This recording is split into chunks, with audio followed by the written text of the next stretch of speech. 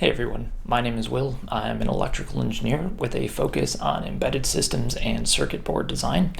And recently I hopped on the bandwagon and started messing around with ChatGPT.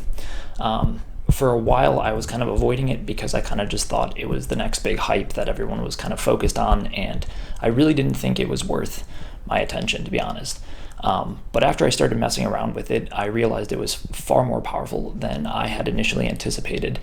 And I decided to have a conversation with my friend Nick to kind of discuss some of the emotions and things that I felt messing with ChatGPT. Nick is a friend of mine who just completed his master's in computer science, and he's been focused on AI and machine learning now for the last couple of years. He's a really smart guy, he's very articulate, and I really enjoyed having this conversation and discussing some of these topics with him. And hopefully, you guys enjoy listening to it as much as I kind of had having this conversation. So I hope you guys enjoy. Thanks. All right, let me click record, set it on speaker. Okay. Yeah, so basically, I started messing around with the Chat GPT stuff, and I figured I just kind of wanted to have a conversation with somebody who knew a little bit more about some of this stuff than I did. I don't know if you want to give just a quick introduction. I know we're kind of recording, but at the same time having just a chill discussion. But if you just want to give a quick background on like who you are and what you kind of do. Yeah, so Nick, for everyone who wants to listen to us talk, obviously me and Will do this like regardless throughout the weeks about random topics. So they're always thought provoking and like thinking about Chat GPT, obviously that plays into a lot of what I've done over the last few years now. What is Graduated with my master's in computer science and all machine learning and artificial intelligence, and just really been captivated by the field, working in various industries now, leveraging techniques that, have come to the forefront. And some of the more impressive examples are stuff like, Chat GPT. So Well, and yeah, just honestly, you've probably seen even more of like the forefront of this stuff than I kind of have.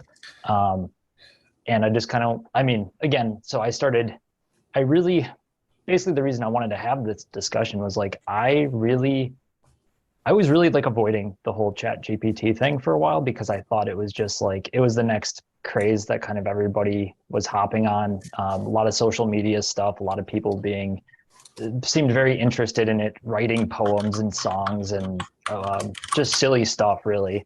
Um, mm, and I thought, I'm like, okay, sure, like it seems to be interesting to people, but it really seemed more of like a distraction, and I didn't really understand what it was, and never took the time to really look into it until about yesterday. And mhm. I started messing with it a little bit, and realized that it it feels like it's a game changer in some way that I don't yet understand. And because one of the things that I was doing is I was focusing a lot on code and code generation, specifically Mhm. with Python. And some of the things that I was able to get it to do in such a short period of time started to, I don't want to say freak me out because that's like not the right thing, but it made me realize like this is way different than I thought it was, and it also feels like Yeah. this is a tool that's gonna, it feels like it's gonna change things because it Well, was able to do things. Go ahead. I was going to say, what stunned you immediately first? Was it the speed at which it provided you answers? Was it the quality? I mean, Was it but the I would say so. complexity? So I would say it was both of those things. But what I would say is I initially started picking things that I would have been able to do, right? Because I couldn't validate if it gave me the right answer otherwise, and that was kind of useless. And so I started Mhm, picking topics to give it that I would at least be able to validate. And mhm, so, for instance, I started messing around with like tkinter for GUIs with Python.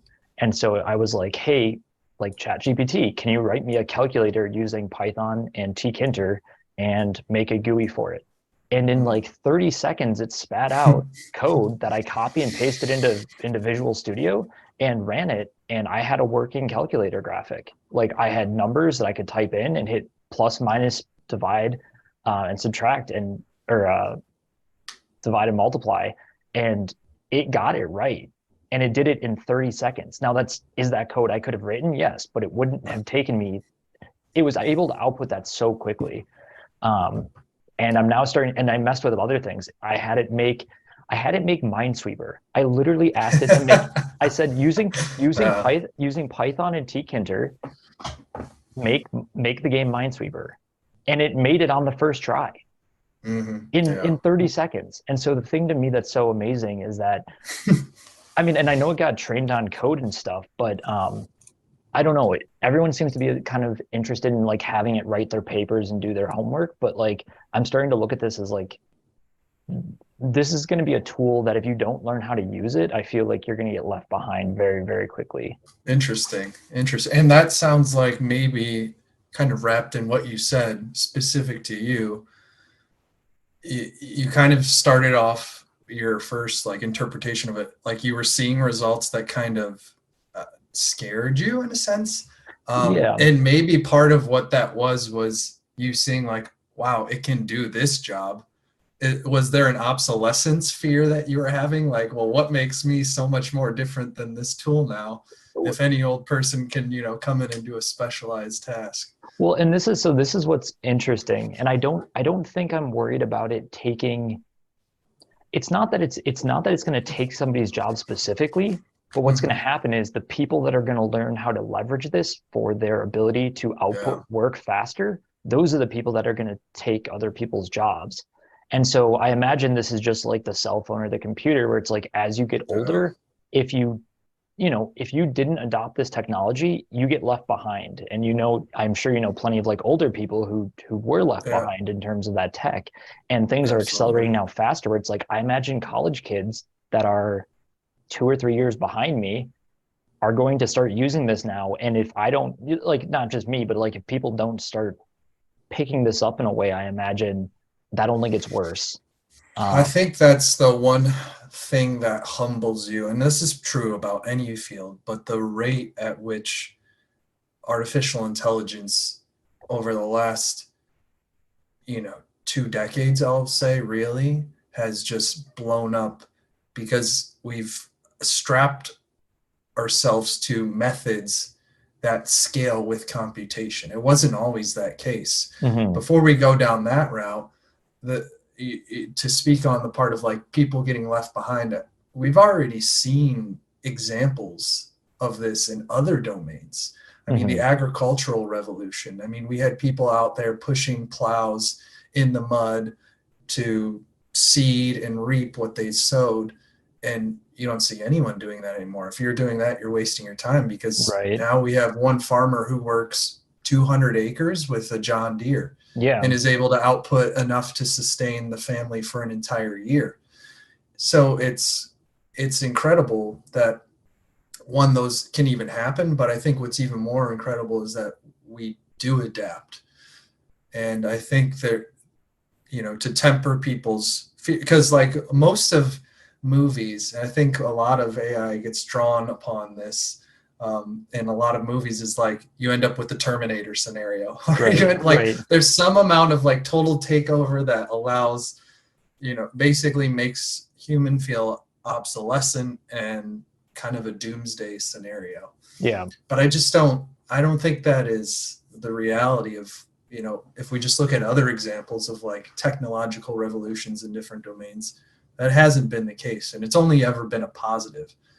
So I think like there's a bit of a Pandora's box, like, yeah, we don't know what this is going to lead to, but in most cases it's always been good.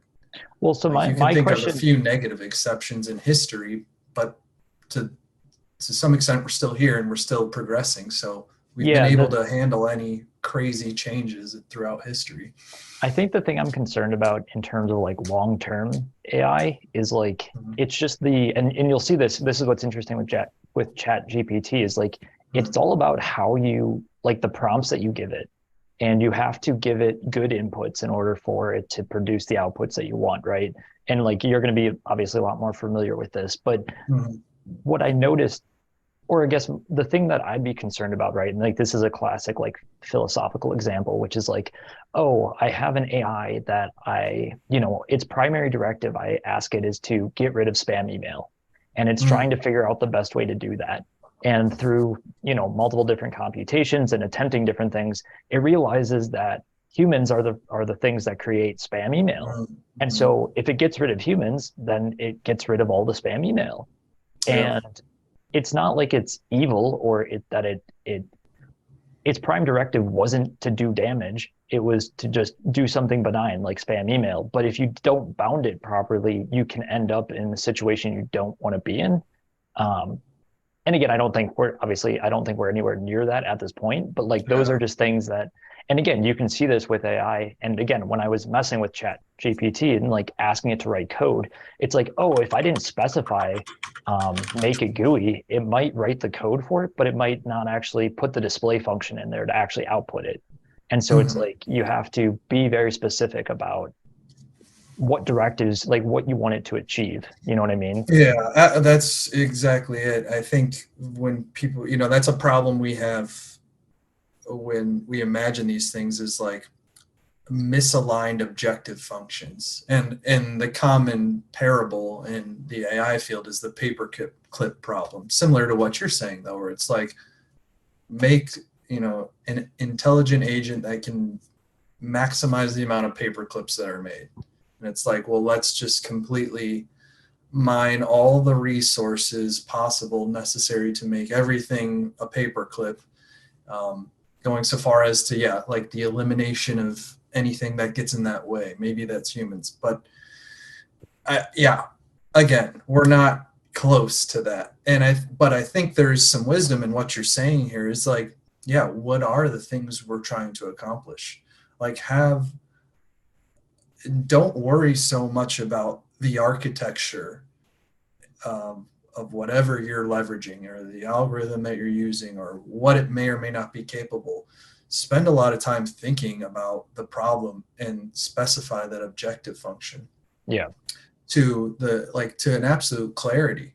And it's difficult for people to think that way because you want to build up things and try to test things here or there, but like, the objective function always seems like something that you just like, you set a minor, like a very streamlined version of the goal and allow it to work there. That's how it should work. But if there are deep concerns about what it is or what it is or shouldn't do or not do, I mean, yeah, we should start thinking about those things.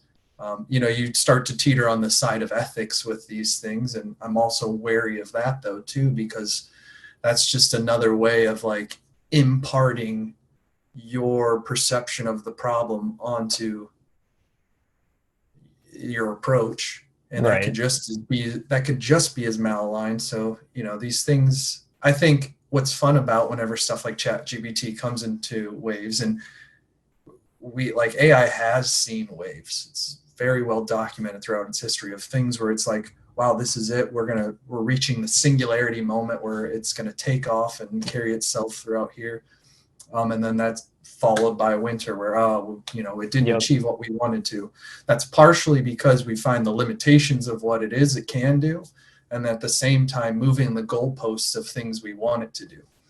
So So yeah, and I yeah. think, and again, you're tied into this a bit more than I am, but I feel like, and again, if I don't know how much you've messed with it, if at all, but this feels different now compared to a lot of the other stuff I've seen before. And I want to kind of Mhm. get into a philosophical kind of route here, because one of Mhm. the things is like, so what's your understanding of Chat GPT and like how it works basically? Like, do you have a pretty good idea that about like the modeling that's done and the training? I mean, it's extremely complex. I'll start there, and I've definitely read the papers on it through its various iterations. This is, if you follow the number scheme, this is like a third iteration of this basically generalized, natural text model. Um, and it has a bunch of different architecture built within it, but at its core, it it is a well, at its core, it's a neural network, really, with some very fancy architecture built into it. Hmm. Um, and it's not so much the architecture that's really like the key point about it, I'll say.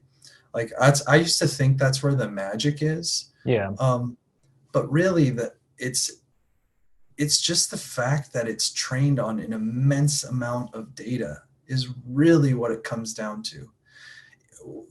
You can abstract away the internals of it for the most part, and just to know that it's a massive model.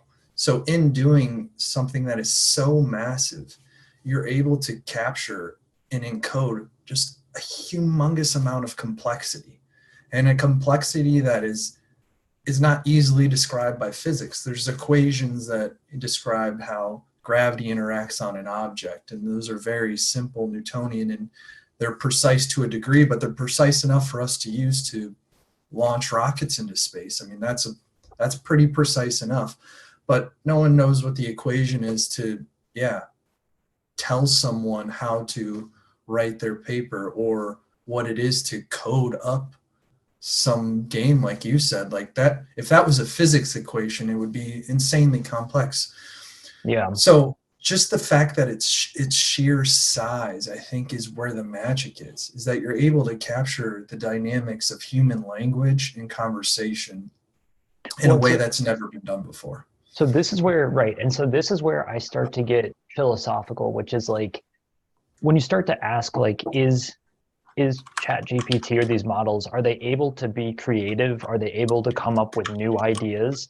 Or is it just is it just predicting the next word that's coming up, right? And again, you have to, like you said, the weird part of this is that the massive amounts of data that you're training it on, right, is it's hard to think about. Um, and it's like you could think about if you trained it on enough stuff. Yes, at some point maybe it did see a Minesweeper game in code, and at some point Mhm. maybe it did see some other idea. And so my question though is like, is so when you come up with an idea, right, it's like, Mhm. is that being pulled out of the ether, or is that just being like combination of small amounts of Mhm. information from different areas? And if you have a large enough model where you have all those little bits of information, like, first of all, in terms of creating a new idea, if it's a new idea, then technically by probability it hasn't really been um, Mhm. let's say put together before, right? You're putting together things that haven't quite yet been put together, which means the probability of them being put together is low because it's a new idea. And so if it's a model that's being trained on high probabilities of what comes next, does that mean that it's limited in its ability to put new ideas together in novel ways? Do you see what I'm saying? Absolutely. I think creativity is a tough cookie to crack. Well, in And this case, I mean, you start getting down into the literal definite, like again, the hard problem of like, what mhm. is consciousness? Like, are we just computation with inputs and outputs and we've just refined that model over 20, 25 years of existing? Mhm. As we grow, we just keep taking in more sensor input and we keep learning Mhm. what the right and wrong things to do. Like, and is that if we keep training our data or our AIs this way, like, do they end up at the same point in terms of their ability to compute like we do? You know what I mean? Yeah, absolutely. Well, there's two parts to it. Like there's this genuine creativity, but there's also this creativity of connecting two seemingly different pieces of work, I'll say, that I think what you'll find with these translation models, and really any model that has within it a corpus of variety of diverse input, is that you're going to be able to connect different parts of language, of themes, imagery. We see that a lot too in the image space, alongside this text space, of being able to merge different themes of pictures into one another, and in that doing so, making somewhat of a genuine art form. And you can argue that's sort of how creativity happens in the real world too. I mean, you listen to certain music, you enjoy a certain genre of music, And that becomes your backbone from saying, okay, I like how this sounds, but I want to combine it with something I've heard over here or a Mhm. new instrument I found. And in that sense, there's a creativity there because now you've combined two things that maybe already existed, but just have never really been formalized and Right. refined on. And so, in that sense, there's probably some creativity, but like a natural, pure creativity. I mean, where that like that comes down to where do ideas come from? Like, Right. could GPT-3 have a natural, just organic idea? Well, and I don't, that's yeah. well, what I was going to say is like, to me, what it seems like right now is it's still a reactionary system, right? You have to give it Mhm, input in order for it to produce output. mhm. But Yeah. and I don't know, and again, I don't know if we even have systems or have even been working on systems that just produce output. You know what I mean? Like Mhm, mhm. without us prompting inputs. And I don't know, Yeah. the other question to that is like, would you want that? You know what I mean? Because that's where you start getting into the AGI type stuff. Well, Um, it makes me like when you just said that that's an interesting question because um, what would be a system that just makes outputs? Well, it would just be something that generates noise. I mean, that's what it would be at its core, and you wouldn't pay attention to it until that noise turned into something that you could recognize right. and make a symbol and contain information that can be decoded by you Hmm. because otherwise it would just be noise and well you're not going to just pay much attention to as we don't really pay much attention to just a baby who screams, you know, we're not going to Yeah. expect that there's going to be magic out of that it's not until a child starts to really be able to put an order to the world that it sees that it could, you know, you start to keen in on what it's saying and maybe it comes up with a new way to perceive the world.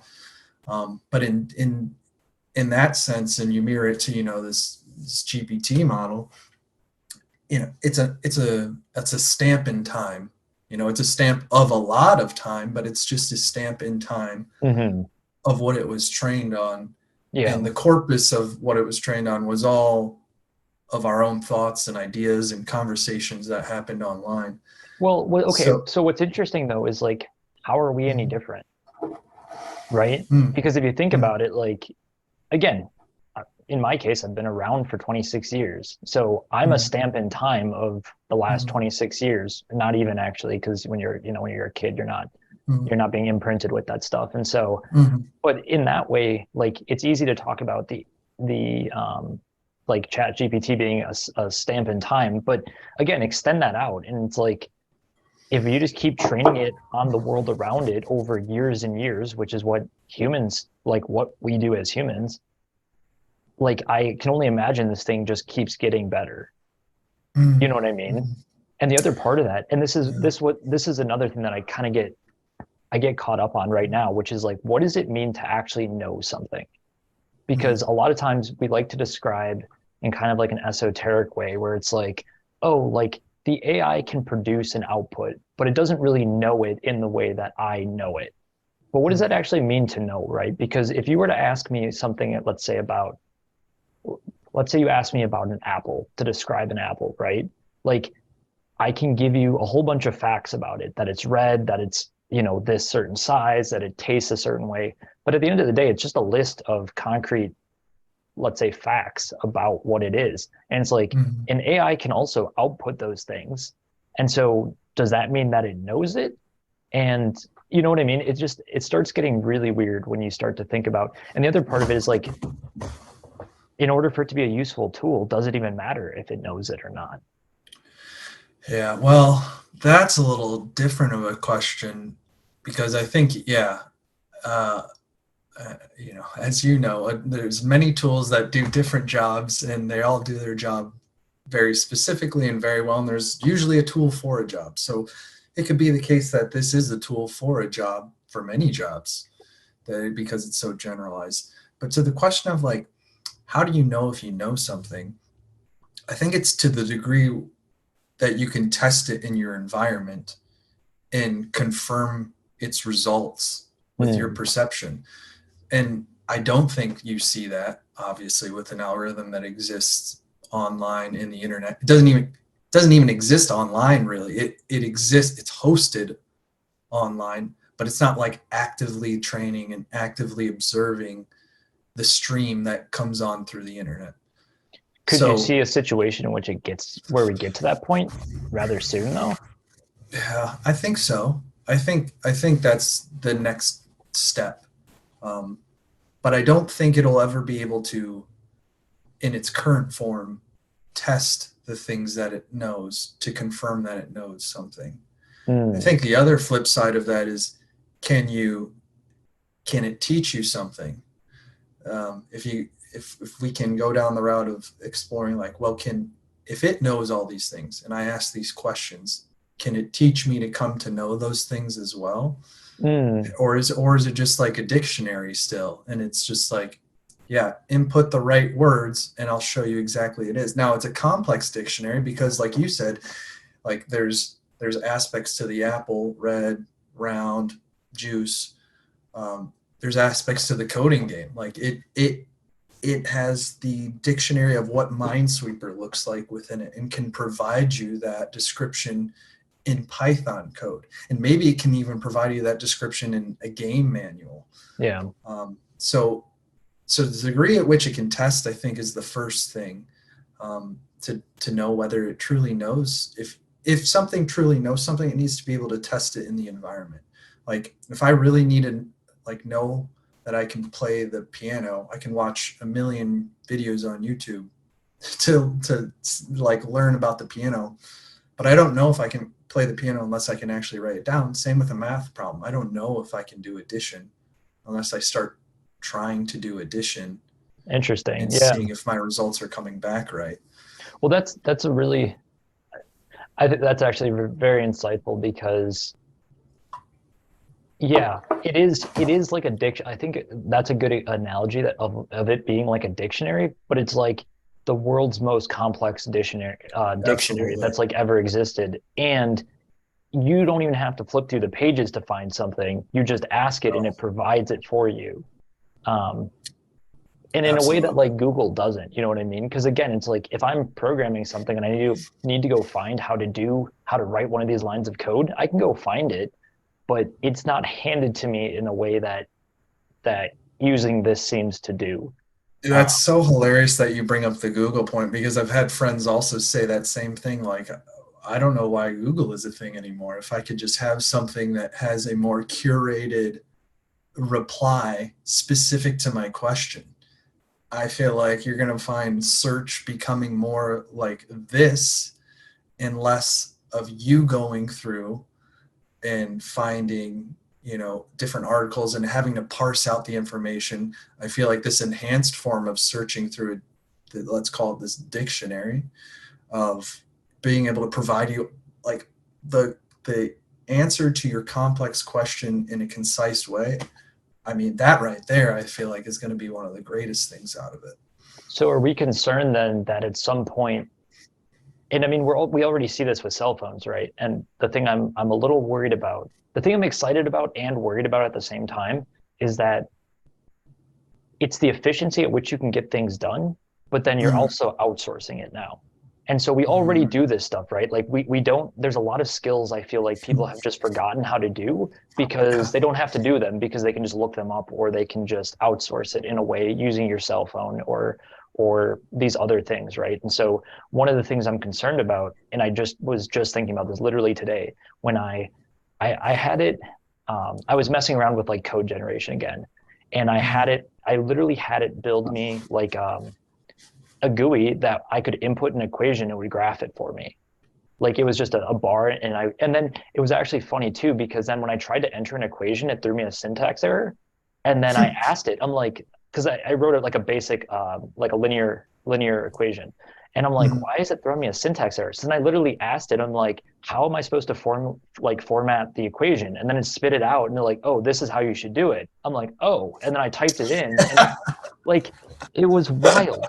But then the other, so like that's really funny. But the other part of that then is like, if I can ask it to write me that code, I will never want to sit down and spend hours trying to write Mm, that. If I can just go ask it and it'll spit it out in 30 seconds, and if especially if it starts getting really, really good at it, it's like if I can learn how to define my parameters in mm. English, like stepped out well, and that takes me 10 minutes and it'll spit out the code, like I will never want to sit down and have to write out a GUI for 2 hours ever again. You know what I mean? And that's Yeah. exciting to me, but it's also worrying that like, do we end up relying on this way too much? Yeah, it's exciting because maybe those weren't things you should be spending your time on if it was already a solved problem. Hmm. But on the flip side, you're right. You okay, so what are you going to spend your time on? And if those are quote solved problems, who's going to continue to solve them through the future? You'd like to know that you would have a foundation to answer problems. I think that's one of the good things about how education is organized is it tries to start from the most basic unit and build you up. So ideally you have the tools to learn the next set of tools needed to answer the next problem. Right. This definitely feels like it could shortcut that. And you probably do see that, but it's not even that unique. You know, there's plenty of ways that people shortcut around problems. I mean, even coding itself is built upon a stack of other people's work up and down this stack from the smallest hardware problem up to the, highest level programming problem. There's Yeah, so this much that gets abstracted in between those areas that not one person knows it all. well, and this is where, yeah, this is where I'm unsure is like, does it matter? It's like on one hand, you should know those things because that allows you to keep building up, but at the same time, there's many math functions that we used to have to be able to do by hand, which now you just do on your calculator, right? And it's like Yeah. you never need to do that ever again by hand. And so are we just going to get to a point where this idea of writing code in the way that we do, and this is like it could be anything, right? Like I'm just choosing code because that's the one thing I was messing with, but like does it get to a point where some of these tasks are they're not creative and they are repetitive and we can just outsource that and speed it up in the way that we've done with everything else, and maybe that's not a bad thing. Yeah. I'm just unsure about it. um Yeah, well, it's a certain fear. You'd hope like, okay, all this efficiency, we get all this time back, humanity. We devote it to something that'll further progress us in some dimension. Yeah, you do worry like, will there be a regression that people just stop learning effectively because it feels like the learning has already been done. yeah, Yeah, I think that's it's tough to say fully because you don't know what problems we're going to face that are going to force our hands to learn something new. So there may be minor setbacks, but yeah, I don't know. Some things are just better left to tools that are meant for the job, and some things aren't. And this could be just seen as one of those things. And maybe it doesn't have to be the replace knowledge learning, and maybe the people who see it that way, maybe there wasn't going to be a lot that was going to be produced anyways, because if there was a shortcut there that you were going to take, then you're always going to take that shortcut and that'll be the end of that. So I don't know. You'd like to believe that it could exist in harmony and further progress. That's where I hope it goes. yeah, man, I agree. We got a couple minutes here before this meeting ends. I don't know if you have any spots you wanted to go, and I can restart the meeting settings, or if we want to wrap this up here. um Well, I think one question that I always like find myself asking, and this is all in the field of like artificially general intelligence.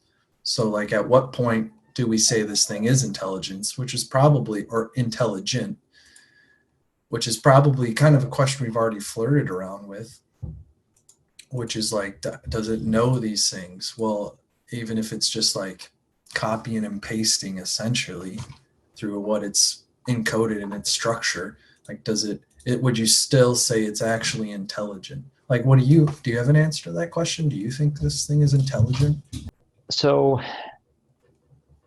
it doesn't this is where it gets interesting for me because I even struggle sometimes with thinking about humans and consciousness, and whether or not that is something special, or if it is just inputs and outputs, and it's like a computer where at such a low level it is just ones and zeros, right? Not maybe not literally, but you scale it up and it looks like it's doing something absolutely amazing, but at the base level it's very, very simple.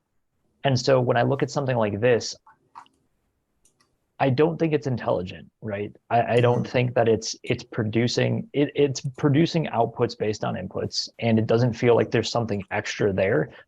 Now, granted, it's very complex, no doubt. Like Yeah, the things that it's able to do, I've never seen any yeah, other system do this before. Both in which the speed it can do it, and a lot of the times like how right it gets. And again, like some of the code generation that I've seen has just been, I'm amazed. I'll literally copy and paste it and it compiles immediately and works. Now, that's not to say that everything does. I'm sure there are times where people run into errors and things. Um, but it wouldn't be a surprise to me if we continue down this path and continue training it in the way that we do, that it becomes indistinguishable in terms mm, of or just surpassing people. Again, it's already surpassed me in the speed at which it can write code. yeah, right. Um, and I think that's the thing. Like, I don't think it's somehow smarter because I don't think it's going to be able to make certain connections in ways that humans can. Mm, But I also think that it's still going to be able to do things faster than humans can in a lot of ways. Um, yeah, but again, you keep training it and you give it years and years of iterations, just like humans go through. And I don't know, like maybe it ends up being quote unquote smarter yeah. than some people on Earth. I don't know. I Looks like your definitely think you're right on the performance, by the way. I looks like think your it's camera very, went out of focus. oh, my bad. Oh, it's This all thing's good. kind of funky. Any better? Uh, Adjusting uh, lighting. yeah. No. Oh, that looks a little bit better. All right. Anyways, I think you're right about the performance part. Like, it definitely seems like in a certain space it can perform, um, and it can perform well, and that's like a portion of like it being intelligent.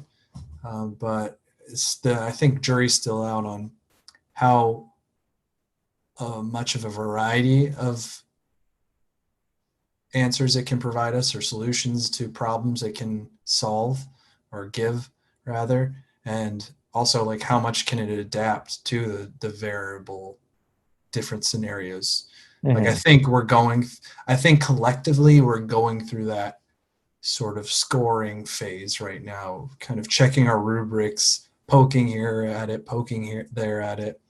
And I think we're going through the process of seeing like how far it can go. And then obviously it won't be the last iteration that is like created. So Well, can this, this still yeah. feels like it's in its infancy. Like Mm-hmm, this isn't mm-hmm, some final product. And the fact, yeah. I think what's surprising to me is that it is again, I mean, they've been working on it for a few years, but at the same time, Mm-hmm, in it's no one's ever saying that this is done. And yeah. so to be as good as it is at the moment and to still be considered early on, It's like exciting. it's exciting. It's a frontier, man. Yeah, Um, for sure. I mean, I guess like what are your I'm curious what your thoughts on this because I'm not sure how I feel, but like when it comes to humans, right? Like, does it feel like there's something special in the way that we think and the way we produce ideas, or is it really at its base level? Is it really not that complicated? And Yeah. we've like I don't want to say deluded ourselves into thinking that it is, but at the same time, it's like your process of thinking is just kind of repeating a lot of the same things kind of over and over and like slightly iterating. And that feels like a Mhm. computer working through something. You know what I mean? Absolutely. I think you're floating on like a pretty deep topic in terms of, this is where philosophy and computer science, merge at the apex, and AI is kind of the vehicle that floats between those two naturally. Hmm. And like the question almost is like, are we just are we just a computation? Like, is everything I'm doing just a computation? So what does that say about my consciousness? What does that say about my free will? What does that say about, do I have any part in the matter? Am I just kind of sitting passenger to this whole thing? Am I even really perceiving? I feel like I am. And there does Hmm. feel to be a certain aspect of difference between, the world of objects and myself.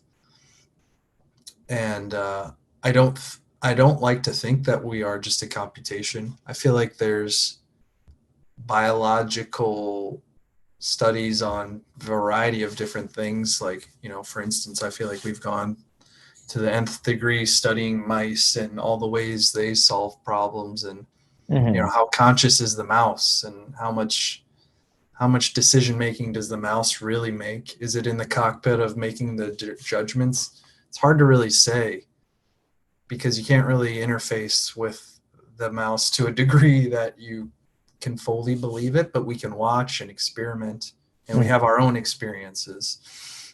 Yeah, I we mean, we I do seem yeah. to iterate in a way that other animals don't, right? Hmm. And I think, and again, that's what's so interesting here is like, when a horse is born, it comes out and it's a fully formed horse. Like it can run, jump, walk, like it does horse things, Yeah. but they don't iterate each generation, right? Like it's the same thing over and over and over again. Hmm. And they kind of, I imagine that they fall prey to the same kinds of problems and they repeat things, let's say generationally, because they're not really adapting that much. Hmm. And there's something about with humans where it's like you come out and you're just this adaptation machine that you just pick up what's around you and then learn and change. And you just do that over and over and over again. But at the Yeah. same time, it's like if you can get a computer system to do that, at what point has it iterated and adapted enough where it starts to look and sound just like humans do? You know what I mean? Yeah. Well, and the reason why it's a question even is because we don't have that consciousness meter. We have meters to measure all sorts of different phenomena in the universe. Hmm. There's things out there we don't even know about because we can't measure them. So this is sort of like one of those things where we're aware of it because we feel like we are it, but we Hmm. don't have like a great answer to like what it is that makes it, and certainly not an answer to how we can make something conscious or capable of free will. It feels like we can get close to deceiving ourselves, but it's not necessarily sure that we've solved the problem. This is interesting because you just brought up a thought in me that I don't think I've really thought through before. But Mhm. what if we accidentally stumbled on consciousness?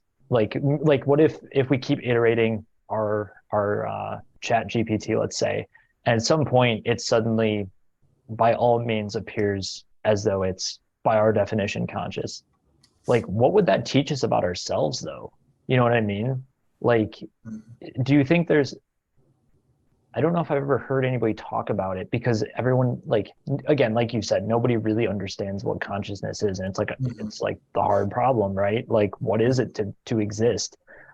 But at the same time, it's like, what happens if you even if you don't understand it? What happens if you accidentally create it? It's like, does that start to answer a lot of interesting questions? I don't know. Yeah, is that what we stumbled upon with GPT? Is that Well, and what I don't are we knocking on heaven's door? Well, it's like, and I don't think we're there yet, but I also, again, like if we keep iterating on it and it keeps getting better and makes better decisions and keeps doing this, at what point does it, again, what point does it become just a highly complex machine that we look at it like a brain and say, it's so complex we don't understand it even in the slightest. Might as well be conscious, right? That's kind Right, of where right. you'd have to throw up your hands and say, Almost, yeah. Because we just don't have good ways of defining these things. yeah, I think that's a problem you still see academia, the population as a whole, all of us trying to come up with the answer to. And I think the more people you bring aboard and think about this, the better. Because like we just like look at what it is, which is really just a text providing machine. at the moment. Doesn't even exist in the physical world. Hmm. And it already spurs the questions that led us to here.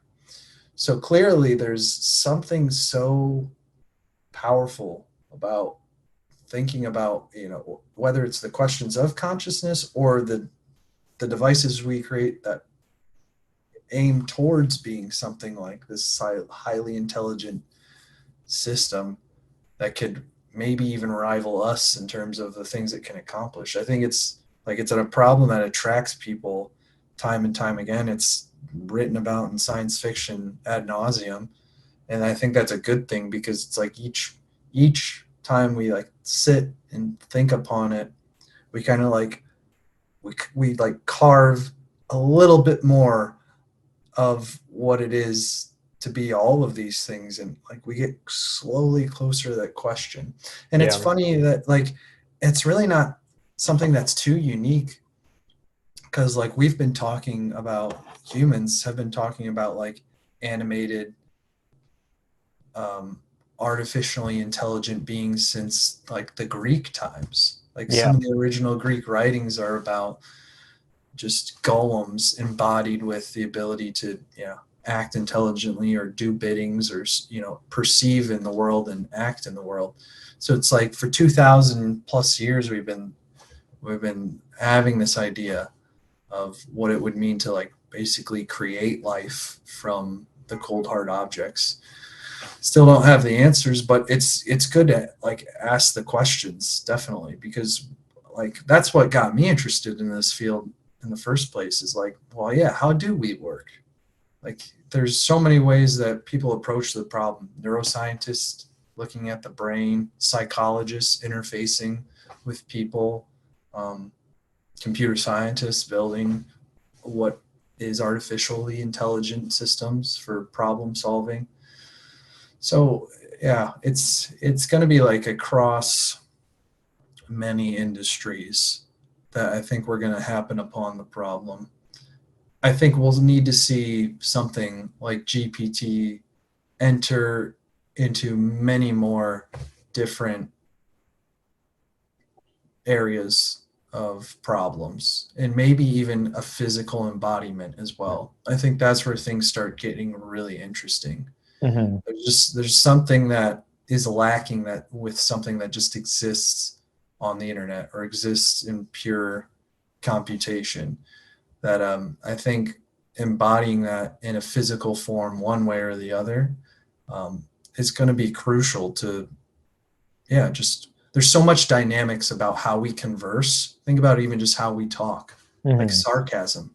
How like sarcasm isn't something you can easily pick up on in text. Yeah. There's a bit of some, and even jokes. There's a bit of something in the way we communicate when we look at each other, or we're in the room, where you have context of what's going on around you, that something becomes funny, or that something is sarcastic. Well, I think what's interesting, I mean, the other part of that too is just with humans, because we're such social creatures. I don't, I forget what the number is, but you have an absurd amount of small muscles in your face that your Mm, brain is really, really adept at picking up on. And yeah. those slight nuances can tell you all sorts of things about a situation or about a person. Is this person angry? Are they sad? Are they laughing? Are they being sarcastic? They said this thing that didn't seem that bad, but like the I'm getting a like again, you can tell if somebody, let's say like somebody's vibe is off, right? Like you can tell when there's danger or when something is going Yeah. on, and you're like, I can't quite articulate it, but I can feel that something isn't right here. And you don't get that over, again, all that's lost, like you said, um through text or over the internet. Um Well, and that's why I think like yeah, the combination of something being brought in the physical requires a demand of having the sensory capabilities similar to humans. Visual, audio, at the very least, are going to be some of the things that you're going to have to contend with to reason about the world and to understand objects, maybe even to feel. It's very hard to describe in text form when something's squishy. Like, Mm. no, you can't really say what squishy is. First of all, there's varying degrees of what it is, and it's not like there's a lot of science as to when is something squishy. There's, things can be malleable or things can have a flex to them, but like squishy is like a very weird concept Well, until you haven't fully grabbed something that is. it's the word is defined through Hmm. human perception. Because Yeah. when you say something is squishy, it means your hand, let's say if you're holding it, is strong enough to compress it in some way. But that Hmm. doesn't mean like it's a comparison. It's based on human perception, right? Like again, if you I'm trying to think of an example, but like something that an elephant would think is squishy could be something that we think is extremely hard, right? Hmm. You might think that the Yeah. human, like the human, I don't know why this, I don't know why I came up with this example, but it's like to us, a human skull might be very hard, but if an elephant Yeah. stepped on you, it's very squishy. You know what Yeah, I mean? right. Well, yeah, like steel will flex, but not for me. I'm not Yeah, nearly strong enough to flex steel. But right. Superman can come and make it look like it's, Squishy. a freaking Jello stick for, all intents and purposes. Right. Well, and I guess that's what's going to be interesting about AI, right? Is going to be as we develop it, because we have to keep training it and we give it input, it produces an output, and then we validate the output and say, yes, this is good, or yes, this is, or no, like, no, this is bad. But in Mm-hmm. by doing so, uh, I don't want to say like we're implicitly training it in a certain way, but we kind of are because we're training it based on our preferences and our way of viewing things. And so, Absolutely. and again, I'm not saying there's anything wrong with that. I think there's people get into Well, but interesting I think arguments. I think what you're like bringing up there is actually something that's really fundamental to the problem that AI is trying to solve, and we can convince ourselves otherwise. Hmm. Um, there's one of my favorite like academics in the field of AI is Richard Sutton, and he's like the father of reinforcement learning, I think I'd say, or at least he wrote the book on it. And um, in one of his article posts, it's called The Bitter Lesson, and he Hmm. talks about the things that are going to, first and foremost, the things that are going to be successful for solving problems in the scope of AI will be the methods that can search and learn Hmm. and scale with computation. So if you can have something that can explore your problem space, can learn from it, and scale with the computation that we have, that will ultimately be the most successful model. So what that speaks to is to having something that is as generalized as possible that will scale with computation. And what that is put against is us baking into our systems the knowledge we have.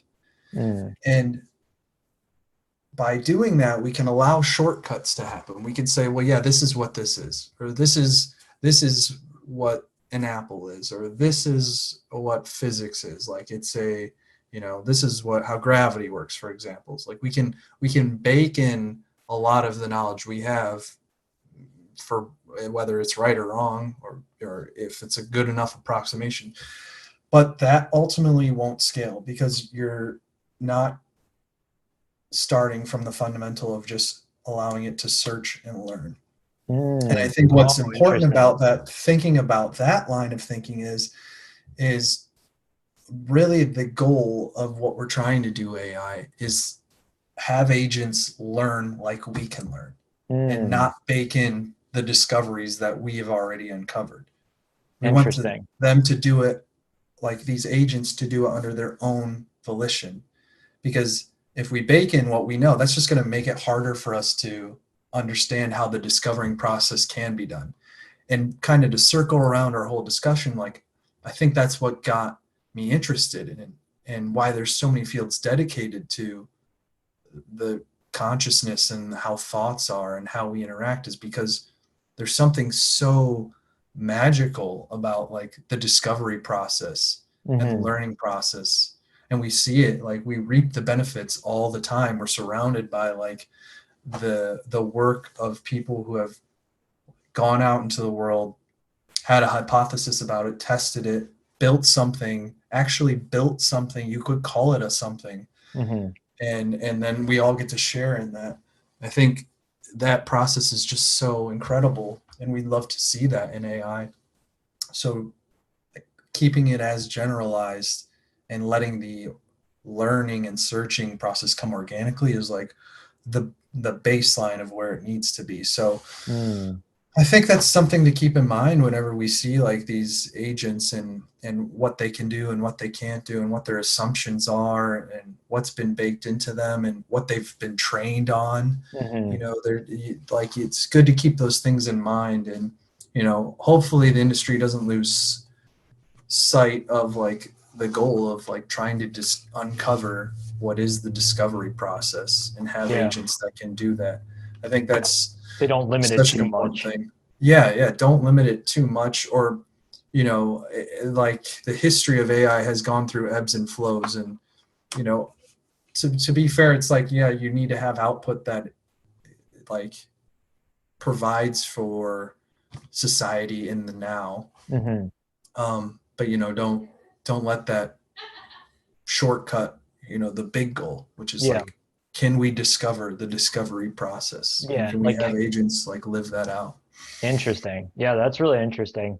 Mhm. I want to be respectful of your time here, and I think Thank you. that's honestly a good ending point. But Yeah, dude, good chatting with you, man. Like, I yeah, feel like there were some always. good ideas in here that I hadn't really considered, and again, like a lot of this hasn't even been that flushed out. But again, No. just start when I started messing with this, I was like, I gotta talk to somebody about this because this feels different than a lot of the things I've been working on recently, Yeah, and I don't know. I don't want to overhype it, and I think some people kind of are doing that, but at the same time, I don't want to dismiss it yeah, because I think we're on the edge of a pretty powerful tool, and I want to figure out how to yeah. leverage it properly. Oh, But I think that's great. Well, like I think AI lives in the hype cycle. yeah, It is basically it has come to know hype cycles very well, yeah, like for better or for worse. And I hmm, think it's good when we like things are tested to their extent, the holes are found in it, and then yeah, like we go into a slumber again of figuring out how we can further improve. It's just like a part of this, and it's cool to see that like it's hitting. This feels like yeah, one of the most it feels different it feels like one of the most widely useful tools we've ever seen. we've ever seen. I mean, Yeah, it's hard to say because like everyone loves everyone loves GPS, right? And navigating with their car, and that's at its core an AI system. But it just doesn't have that. It doesn't bake into it like the concepts of interacting and questioning and answering. There's not this back and forth. It's kind of like you plug it in, it's got the route, even though it does all this thinking behind the scenes to navigate you on that route. It feels just very one directional, where this feels like it's almost like a two-way. it's And working with you. yeah, it's working with you, not just kind of giving you the directions. Interesting. All right, man. Well, it was great chatting with you. I'll Yeah, let's do this again and sometime soon. dude, I'm down, man. Let me cut this off here, and I'll talk to you when I can. Yeah, for sure. All right, I'll talk to you later, man. See ya.